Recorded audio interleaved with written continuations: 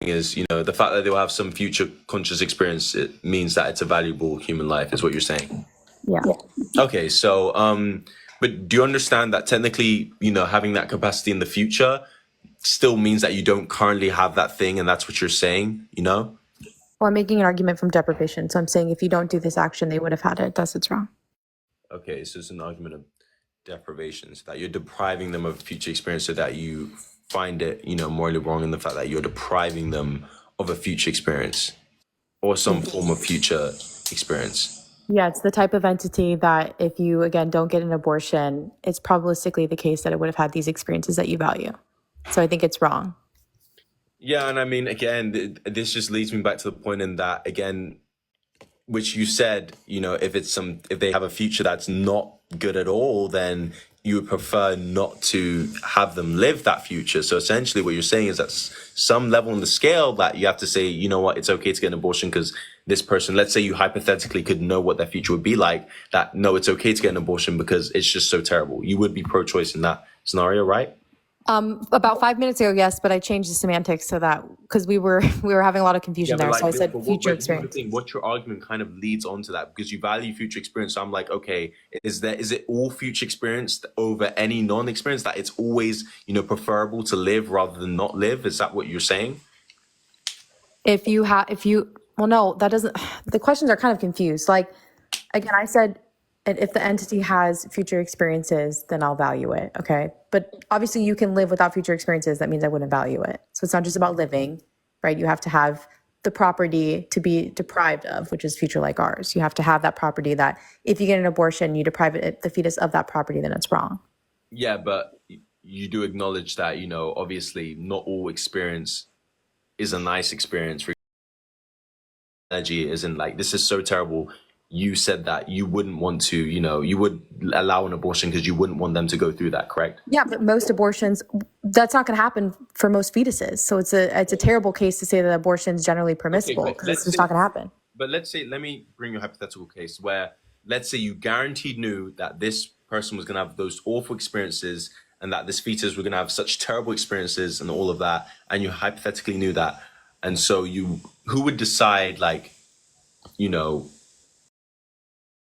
if it's worth living? Like, would it be the mother who's like, This is the same under your view. Like, as long as the fetus has been sentient for 1 second, if we suddenly find out that it's going to have a terrible life after being sentient in the womb, right? You still have to, you can't just kill it at that point, right? Under your view, they're sentient. Obviously once it becomes sentient, but you said, obviously exactly. So it doesn't matter. It's like, that's just a weird, like, oh, just when you find out, because under your view, you would still restrict someone from unaliving the fetus. You said, wait, under my view, I would still, once they become sentient, but I'm talking about like before sentience. Yeah, but the whole thing that you're trying to test is like, we both value the property being sentient. Okay, just take a given fetus that is sentient for 1 second, and then the mother finds out that for the next 80 years they'll be tortured. Can they get an abortion under your view? Not after the 24-28 week. Yeah, so that's why I'm like, it doesn't matter. Like, under your view, you fall to the same reductio that you're trying to pose to me. Okay, so 1 second, let me just think out. So you're saying, again, I'm still stuck on there, like what exactly is valuable about that non-born human? What exactly That's a different question. One that I have answered, but that is a different point, at least, that you're making. Yeah, but obviously we're kind of talking about future sentience, and then you're saying it's at, so at what point does it gain all the rights to life, essentially? Just to clarify. Yeah, I've said conception a couple of times. I'm saying that, yeah, the reason... So again, sentience doesn't matter, just the fact that they're, a zygote and that they're living is what you're saying? They're the type of things that are going to be sentient in the future. So I don't value rocks. I don't value certain objects the way I morally value fetuses. What you're saying is that conception. So once a zygote has been conceived, essentially what you're saying is from then on forward, it's, it's valuable. Yes, because it's the type of being that's going to have the experiences that you also value. So then, wait, but then that means sentience would be irrelevant at that point, because once it's been conceived, even if it, isn't going to be sentient at all, the fact that it's, living is basically what you fundamentally value. No, not at all. So is it... I don't give the same moral consideration to plants, to certain insects. Like, they're not, that doesn't follow. No, even if it's a human that's, let's say, brain dead, that means you'd value them, right? Even if No. even if they were brain dead and they weren't going to be sentient, like No, and I've given you two reasons to not think that. You asked me about a brain dead born person, and I gave you yeah, a but case so, where the so your fetus. answer to that. So I let know, me but you're just cutting me clarify. off, but I've answered this twice. Yeah, so your answer to that is no. That person, that's not all they need to be valuable. What else is the requirement? So is it like both of them? What else is the requirement? I'm trying to explain. Okay, I Yeah, I gave know. you I'm two just trying to again. clarify where you. I gave you two cases to definitely think that I would not commit myself to saying that. The first case was you asked me, "Is it okay to pull the plug on a brain dead person?" I said yes. The second case was I said if a fetus we know will be born their entire lives, they won't have a brain. It's permissible to get an abortion. They don't have a future conscious states at all. So that's not an entailment that just being alive is a requirement.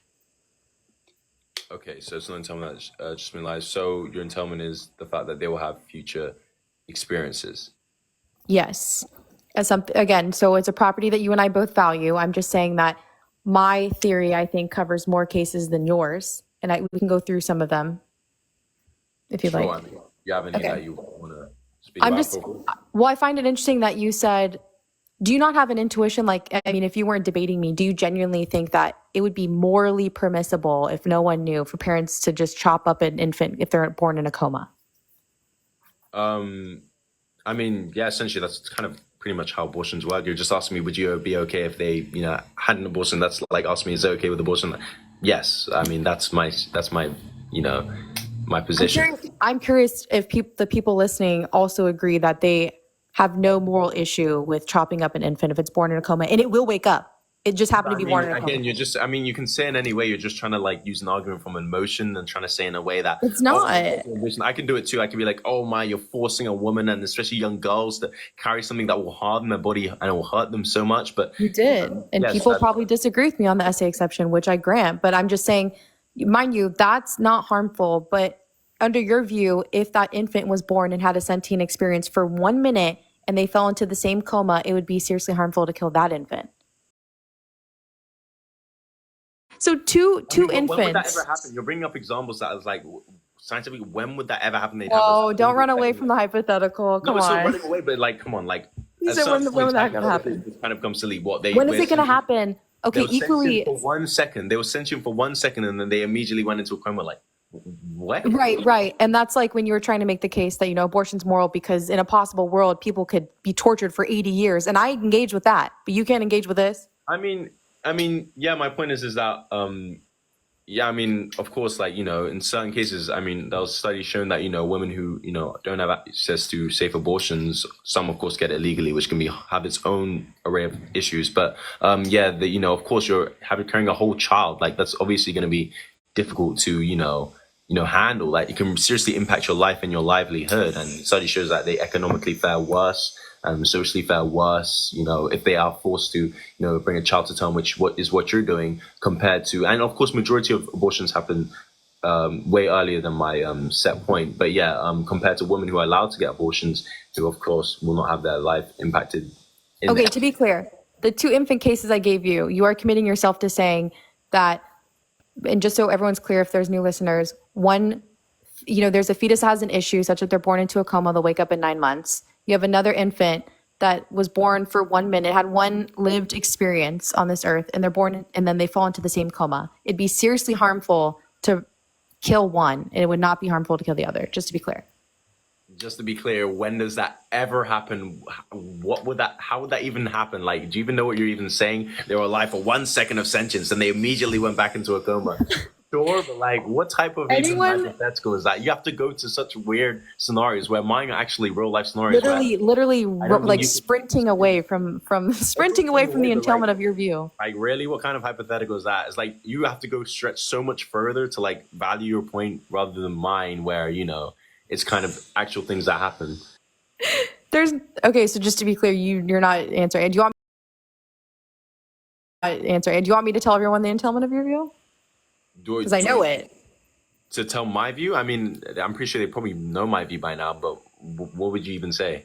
It's the point, and just to be clear, the point I'm giving you, these two hypotheticals, is that they're very, very similar. The only difference is that one infant has had 1 second of a lived sentient experience, and you're saying it's severely harmful. I'm showing you how that's not explanatory. That's what I'm showing the audience as well. I mean, you're saying how it's what? I mean, it is explanatory, but I think it's a perfectly valid reason. And it's a valid reason. That's why death would be seriously harmful to one of the infants because it had 1 second of a let me say this. Let's say there was an infant born that would never be sentient. You would agree with me that it would be okay to use them as a doll to engage with certain acts, as well as chopping them up as well. You agree with me, right? Oh, do you want to? Okay, you know what? I'll engage in your hypotheticals when you engage with mine, or I'll pull that silly ass answer on you. When does that happen? You see how goofy that is? No, that's literally what you just said. You see how goofy that is if I were to respond with that, right? Like, I have to engage. No, just listen. You literally said that, right? You literally said that, of course, if there's no future sentience, then you don't value it. So, okay, let's say a baby's born with no future sentience. You can do the exact same things. You see how ridiculous? I know you thought you got a gotcha. I know you thought that, but you can't. Now, you agree with me, right? Yes. For anyone knows the future like ours view, that is not an entailment. It's not a necessary condition for moral wrongness. You can have other reasons. Right, and you got real excited for that one. So essentially, I'm just flipping it on you, but it's like... It's not, because mine's not a necessary property. Yours is. What? You literally kind of agree with me in that scenario that it would be okay to do those things. That's why your thingy doesn't work. If they're born...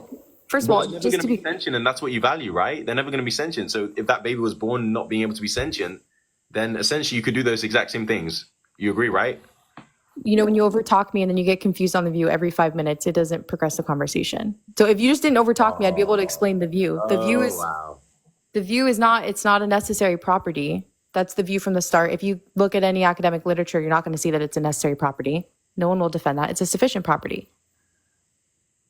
There's you're basically saying the same thing in just two different ways. It's semantics. Necessary, sufficient, basically a property that is required. They're completely different things. But basically you're saying that future sentience is a property that's required for them to have future value, correct? No. Sorry, not future value, but yeah, future. It's sufficient, not necessary. That's the big point of the view. Okay, so where's your disagreement in terms of sufficient, necessary? I'm confused. Where's your point at? Okay. A necessary, if I said that it was necessary for the fetus to have future sentience, that means that if the fetus doesn't have this property, then an entailment is that it's not of moral worth. Okay. Mm-hmm. So if I were saying that flow is necessary, you would get a gotcha there. But the argument is not saying that literally at all. It's a sufficient condition. So it's saying you have good reason not to do this action as long as this property does exist and you can deprive it of this property. If that's absent, you can have any other moral reasons not to do that action. Wait, so you're basically saying that you're saying that you can have other you agree with me again. So in the instance that so basically what you're saying though is that let's say a baby born, no chance of future sentience. Mm-hmm.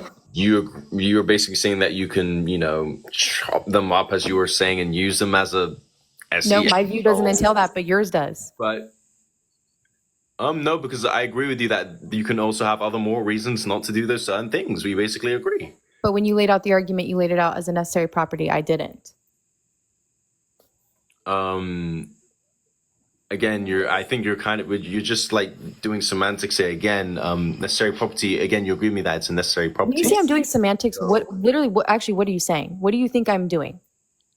I'm using terms different. I'm using two separate terms to mean two separate things. Listen, the reason why I agree is that, okay, aside from the point of sentience, okay, we both have more reasons as to why we probably be against doing a certain act like that. Yeah, but the reason you committed yourself to saying it was morally permissible is because you laid it out to be a necessary property. I didn't. No, you fundamentally literally have. By no. your worldview literally subscribes you to literally fundamentally, saying the point that it actually is a necessary property. That's literally what you're saying. I don't know. The argument. I've never implied that was the argument. Oh my goodness. You can't bring up other moral things if that's a necessary property. That's what we're talking about. I never said mine was a necessary property. You're trying to use my critique I'm giving you against me. It's not going to work. Mine's sufficient. I'm not, but that's literally your point. Okay, so what would be the issue with doing that to a born person without sentience if they don't have any personhood or any, values in that regard? Oh, there's like religious reasons, aesthetic reasons, other just preferences against it. There's many, many things.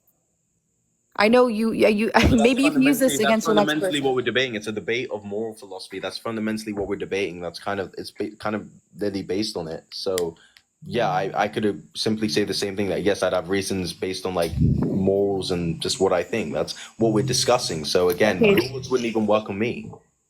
So it That's would really work what I on you, said and before. it would work on you, and it did work on you because How you did laid it it out work? to be a necessary property. The only reason I'm able to do this is because flow is not a necessary condition. It's a sufficient one. Oh my goodness, what are you not understanding? You're right. I'm the one that's not All tracking right. here. Why don't you bring up any of your pro-choice Say friends to your have a argument conversation again. with Say me? your argument again so I can lay it out in a way that you'll hopefully understand it this time. No, but I want you genuinely, if you have anyone that requests that's you trust that is pro-choice, bring them up here and they can explain it to you. I guarantee that they understand it. Listen, you're not making a point, because we've already established that, again, even in the case where, let's say it's before that point and they were born, before my point of 24 to 28 weeks, I could also have other reasons as to why I find it wrong to do that thing. So You I could wouldn't if find you laid it out to be a sufficient property, which you did not in this conversation. So for your next debate, you can do that. So now you're Sure. playing semantics. Oh Well, God. do you Now want to you're give a playing new semantics. argument? Huh?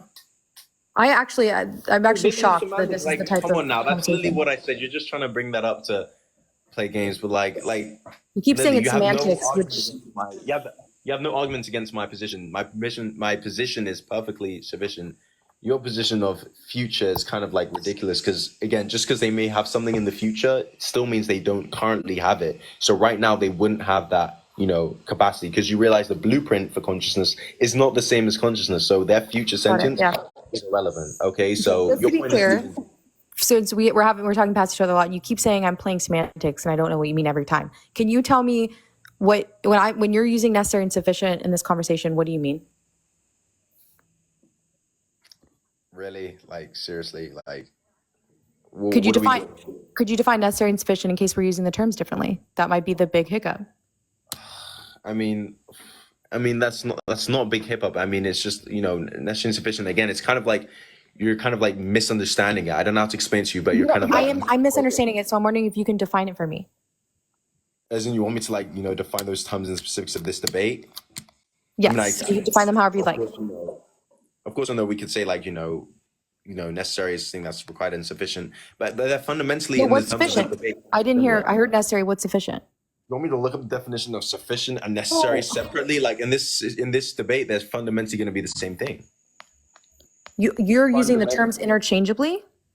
Fundamentally, in terms of the debate we're talking about, that's literally what we're describing. It's a sufficient, necessary. Like again, this is why I'm saying it's semantics. Like they're both fundamentally talking about something that is required for something to have moral value. That's what we're saying. Have you been using the terms interchangeably? That was the question I just asked. Huh?